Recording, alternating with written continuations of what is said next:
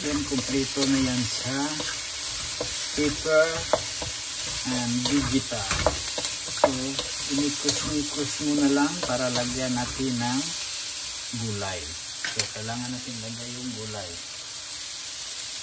Yan. Nikos-nikos mo, Joe. Pilo. Nilagyan natin ng fish tofu. So, yan ang ulam ni Pilo. Gulay na may fish tofu. Nikos-nikos mo. Nikos-nikos, Joe. So, lagyan natin ng oil. Kunti lang na oil lang ilagay natin. Yung sesame. Yan. Sesame oil. Hindi yung oil na para sa flavor. Matindi na din sa inyo. Pwede naman lagyan.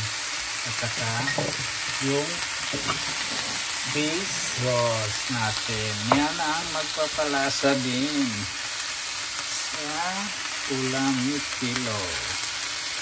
Yan. Tapos nikos-nikos. Yan. Oo. Hindi na kinaya. Kasi doon ko nilagay sa maliit, hindi sa malakas. So, takpan lang natin yan mga idol, mga ilang minuto. Kasi tapos na siyang nilagyan natin ng mga ingredient para masarap ang luto natin. Kailangan with filling sauce char.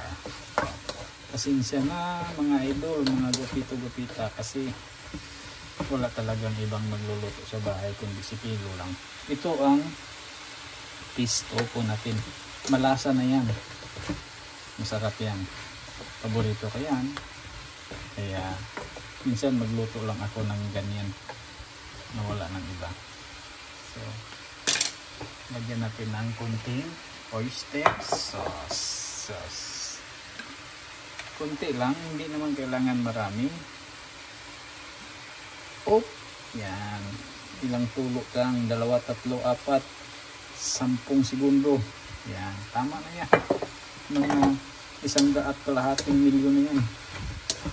Diba? Pangpalasa lang, hindi masyadong marami kasi hindi naman kailangan natin na pangbahay lang to, hindi to commercial.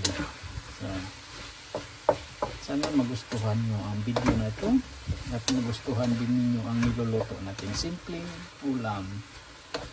Hindi natin lagyan ng bagoong kasi pag nilagyan natin ng bagoong, lalong mangangati yung asawa natin kasi may allergy sa shrimp, crab, and sa oyster. Sinasanay ko siya para hindi siya mangangati kasi pag maraming oyster, mangangati yan. So kailangan kong lagyan ng kunti yung mga luto ko kasi pag kumain ka sa labas 100% na may oyster yon. So kailangan mo lagyan kahit konti lang. So thank you for watching mga bibo, mga biba dyan.